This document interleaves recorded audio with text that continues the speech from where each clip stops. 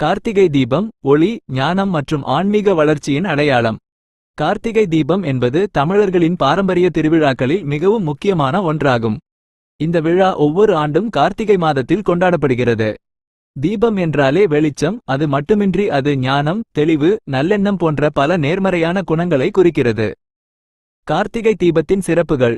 இருள் நீங்கி ஒளி வரும் நாள். கார்த்திகை தீபம் என்பது இருளை நீக்கி ஒளியை கொண்டு வரும் நாளாக கருதப்படுகிறது.